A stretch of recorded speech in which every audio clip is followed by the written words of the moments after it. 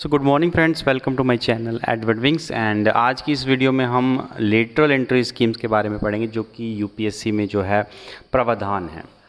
UPSC में हम कह सकते हैं कि अगर आपको सिविल सर्वेंट बनना है अच्छी डेजिग्नेशन पर, तो उसके दो तरीके होते हैं। यूपीएससी का एग्ज़ाम क्वालिफाई करके जाना, ये तो एक आम तरीका है, हर किसी को पता होगा इसकी। हम यूपीएससी का एग्ज़ाम देंगे और उसके बाद हम सिविल सर्विसेज में जा सकते हैं, सेंट्रल सिविल सर्विसेज में।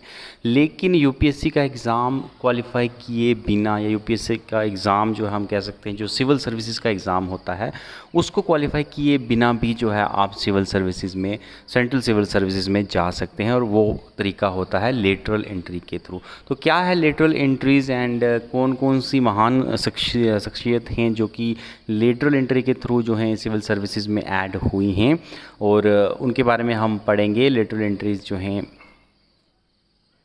इसको लेकर जो रिसेंट नोटिफिकेशन आया उस पर क्या क्या क्रिटिसिज्म हुआ उसके ऊपर भी पढ़ेंगे।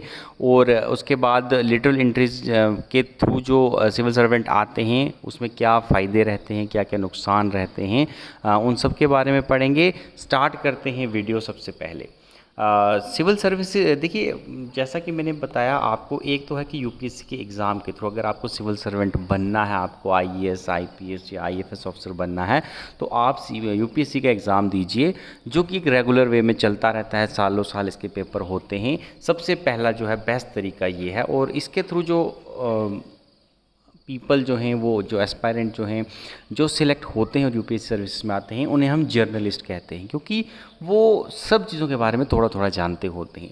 लेकिन आपको पता है कि डिमांड क्या है कि कुछ चीज़ें या कुछ डिपार्टमेंट्स ऐसे होते हैं जहाँ पर हमें एक्सपर्ट सिविल सर्वेंट्स की ज़रूरत होती है। जैसे कि अगर आईटी सेक्शन में कोई आपको चाहिए, आईटी डिपार्टमेंट में चाहिए, तो वहाँ पर आपको जर्नलिस्ट एक सिविल सर्वेंट होगा जो कि थोड़ा थोड़ा हर किसी के बारे में जानता होगा, हर फील्ड के बारे में जानता होगा। तो वो एक्सपर्ट नहीं होगा, वो उस चीज़ में ज़्यादा हेल्प नहीं कर पाएगा पॉलिसी फार्मूलेशन में, जितना कि एक उसी फील्ड के अंदर रहता हुआ एक्सपर्ट इंसान जो है वो मदद कर पाएगा। तो इसी चीज़ की कमियां जो हैं इनको पूरा करने के लिए सेंट्रल गवर्नमेंट जो है यूपीएससी के थ्रू जो है लेटरल एंट्रीज़ जो हैं उसकी पोस्ट भी एडवर्टाइज़ करती है। इस लेटरल एंट्री पोस्ट में जो है कोई एग्ज़ाम जो है आपको नहीं देना पड़ता। इसमें जो प्राइवेट सेक्टर के लोग रहते हैं जो कि ऑलरेडी किसी स्पेशल कैटेगरी में जो हैं, स्पेशल डिपार्टमेंट में, प्राइवेट सेक्टर में काम कर रहे हैं, वो जो हैं इसके अंदर अप्लाई कर सकते हैं। उनका एक इंटरव्यू लिया जाता है और उनकी जो एक्सपीरियंस जो है वो उसके बेसिस पर जो है उनकी सिलेक्शन की जाती है। ये कोई फ्रीक्वेंट वे में जो है रिक्रूटमेंट नहीं होती। ऐसा नहीं कि हर साल ही लेटरल एंट्रीज होती है। जब सरकार को ज़रूरत होती है जिस डिपार्टमेंट के वाइज, तो डिपार्टमेंट वाइज जो हैं कभी कभी 4 साल में भी आपको ये रिक्रूटमेंट देखने को मिलती है, कभी कभी 10-10 साल में या 5-5 साल में भी एक बार देखने को मिलती है। ठीक है, तो जब स्पेशलाइज्ड की ज़रूरत होती है, किसी फील्ड की एक्सपर्ट की ज़रूरत होती है, तो लेटरल एंट्री के थ्रू जो है गवर्नमेंट जो है फ्लोट करती है एडवर्टीजमेंट। यूपीएससी के थ्रू ही होती है, लेकिन इसमें कोई रिटन एग्ज़ाम आपका नहीं होता, सिर्फ जो है वाइवा होगा। और इसमें जो है ऑलरेडी जो प्राइवेट सेक्टर में जो काम कर रहे हैं उनकी क्वालिफ़िकेशन के बेस पर डिपार्टमेंट वाइज नोटिफिकेशन निकलता है। जो इंसान जिस डिपार्टमेंट का एक्सपर्ट रहता है वो उस डिपार्टमेंट में अप्लाई करता है, उसका सिर्फ इंटरव्यू होता है और उसका जो एक्सपीरियंस होता है उसके बेसिस पे जो है उसको सिलेक्शन मिलती है, और उसे हम एक्सपर्ट कहते हैं।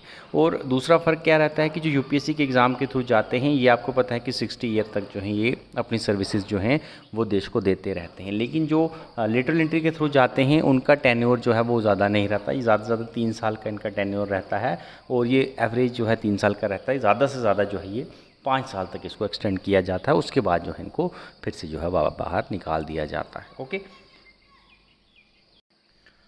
अब कंट्रोवर्सी बनी क्यों है, क्यों आखिर लेटरल एंट्री जो है वो न्यूज़ में है। हाल ही में जो है सेंट्रल गवर्नमेंट जो है वो 45 वैकेंसीज जो है यूपीएससी के थ्रू जो है वो एडवर्टाइज़ करती है कि हमें 45 जो है एक्सपर्ट जो हैं वो हमें चाहिए अलग अलग डिपार्टमेंट में। एक एक्सपर्ट जो है हर डिपार्टमेंट में जो है फ्लॉट किया जाता है। लेकिन जो है अपोजिशन को बहुत क्रिटिसाइज़ करती है, और अपोजिशन की क्रिटिसाइज़ करने की वजह क्या रहती है, ये 3 वजह रहती हैं। आपको एक एस्पायरेंट के तौर पर ये 3 चीज़ें जो हैं ये देखना है। अगर आपको कल ये पूछा जाता है कि लेटरल एंट्रीज़ की क्या नेगेटिव चीज़ें हैं, तो ये 3 रीज़न जो हैं जो कि अपोजिशन इस वक्त जो है वो दिखा रही है, ये 3 जो हैं इसके नेगेटिव पॉइंट लेटरल एंट्रीज़ के देख सकते हैं। ऐसा नहीं कि होगा ही होगा, लेकिन ये जो है प्रिज्यूम कर सकते हैं कि आप ये जो है लेटरल एंट्री के नेगेटिव पॉइंट जो है ये हो सकते हैं। तो क्या क्या एलिगेशंस हैं कि सबसे पहले तो इसमें रिजर्वेशन का कोई प्रावधान नहीं है। जो भी लेटरल एंट्री के थ्रू पोस्ट जो है वो निकाली गई हैं वो सारी की सारी जनरल कैटेगरीज़ की हैं। इसमेम कोई ऐसा नहीं है कि एसटी की इतनी सीटें हैं, एससी की इतनी सीटें हैं। जनरल सीटें हैं, कोई भी अप्लाई कर सकता है। सारी की 45 की 45 भी अगर ओएम फील कर रहे हैं या जनरल वाले फील करते हैं तो वो भी उनको नौकरी दी जा सकती है। इसमें रिजर्वेशन का कोई प्रावधान नहीं है। हालांकि सरकार की इसमें सफाई ये है, क्योंकि ये जो है पोस्टें ये डिपार्टमेंट वाइज हैं और हर डिपार्टमेंट जो है एक एक पोस्ट इसकी निकली है। तो एक पोस्ट को एक पोस्ट जो है, अगर आपको पता है कि नंबर ऑफ़ पोस्ट कम से कम 4 पोस्टें होंगी, अगर ओबीसी को भी रिजर्वेशन देनी है तो कम से कम 4 पोस्टें होनी चाहिए, तब जाकर उसमें से आप एक ओबीसी को दोगे। तो जब पोस्ट ही नंबर ऑफ़ पोस्ट ही एक है तो उसके ऊपर रिजर्वेशन अप्लाई नहीं होती, ये सरकार का कहना है। लेकिन ऑपोजिशन जो है इसको वो अलग नज़रिए से दिखा रही है। तो पहली बात ये है कि इसमें रिजर्वेशन का प्रावधान आपको बड़े कम बार देखने को मिलता है। दूसरा जो है इसमें नेपोटिज्म एंड फेवरेटिज्म की बात जो है ये उठती है, क्योंकि आपको पता है कि इसमें एग्ज़ाम तो होगा नहीं, सिर्फ इंटरव्यू बेस पे है। तो इंटरव्यू के टाइम हो सकता है कि जो इंटरव्यू लेने वाला हो तो ये एलिगेशन लगते हैं कि वो जो हैं शायद अपने ही जो लोग होंगे उनको फेवर करके सिलेक्शन दे सकते हैं। तीसरी जो है इसमें वो है कि यूपीएससी एस्पायरेंट जो हैं, जो बेचारे इतनी मेहनत कर रहे हैं, उनको जो है मौका मिलना चाहिए। देखिए 45 एंट्रीज जो है, अगर ये लेटरल एंट्रीज के थ्रू ये पोस्टें फिल हो जाएंगी, इसी की जगह अगर लेटरल एंट्री नहीं हो तो उसमें जो है 45 यूपीएससी एस्पायरेंट यानी यूपीएससी के लिए अगर अगली बार वैकेंसीज निकलती हैं तो 45 वैकेंसीज जो हैं वो और उसमें ऐड हो सकती हैं। तो अगर लेटरल एंट्री के थ्रू जो है पोस्टें फिल होंगी तो यूपीएससी एस्पायरेंट्स जो एग्ज़ाम देकर पेपर देकर क्वालिफाई करना चाहते हैं तो उनको जो है नंबर ऑफ़ पोस्ट वो कम मिलेंगी। तो ये 3 इसके नेगेटिव पॉइंट जो है वो हो सकते हैं। बाकी पॉजिटिव पॉइंट इसका क्या है तो वो मैंने आपको पहले ही बताया कि इसमें जो है आपको जर्नलिस्ट नहीं मिलते, इसमें आपको एक्सपर्ट की अगर ज़रूरत है।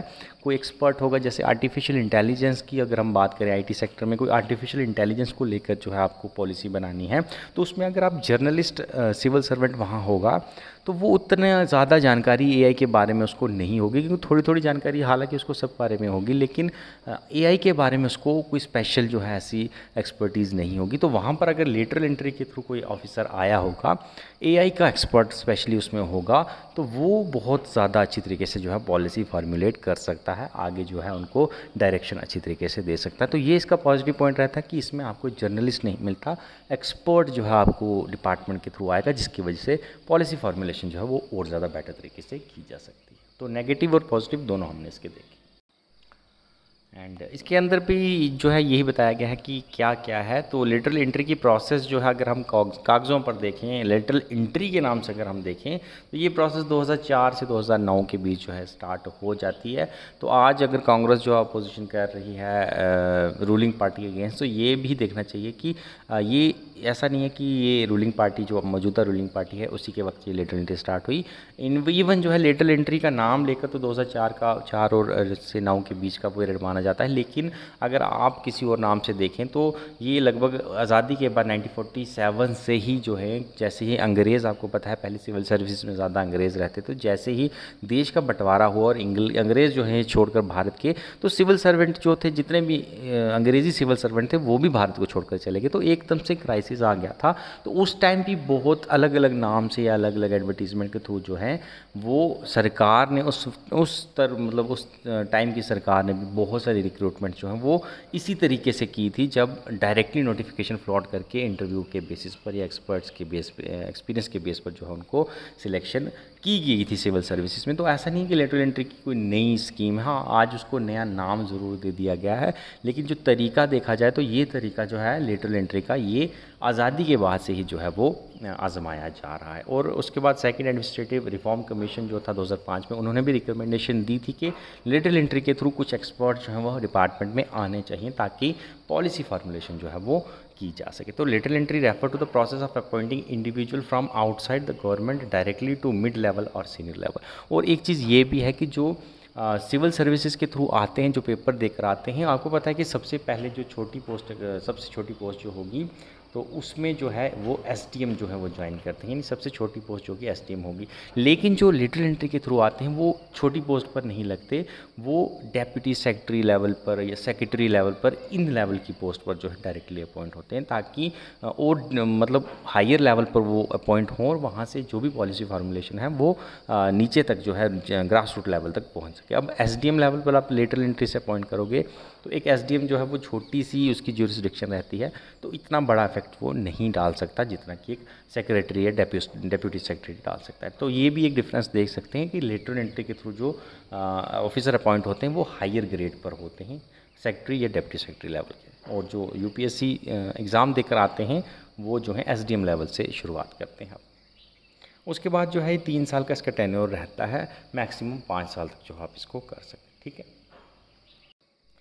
अब बेस्ट एग्ज़ाम्पल जो हमारे पास है, जो कि लेटरल एंट्री के थ्रू भारत की सिविल सर्विसेज में आए और उन्होंने अपना बहुत नाम कमाया और अपने देश का भी बहुत नाम जो आगे किया है, वो आप इस चेहरे को ज़रूर जानते होंगे, डॉक्टर मनमोहन सिंह। तो डॉक्टर मनमोहन सिंह को 1976 में जो है लेटरल एंट्री के थ्रू जो है फाइनेंस सेक्रेटरी बनाया गया था, और बाद में जो है ये फाइनेंस मिनिस्टर भी रहे हैं, आपको पता है, एंड लेटर ऑन जो है ये प्राइम मिनिस्टर भी रहे हैं। तो ये एक बेस्ट एग्जांपल है जो कि आप देख सकते हो, लेटरल एंट्री के थ्रू जो इंसान, जो सक्सेसफुल कैंडिडेट जो हैं वो इंडियन सिविल सर्विसेज में आए और जिन्होंने अपना भी नाम रोशन किया और देश का भी नाम रोशन किया।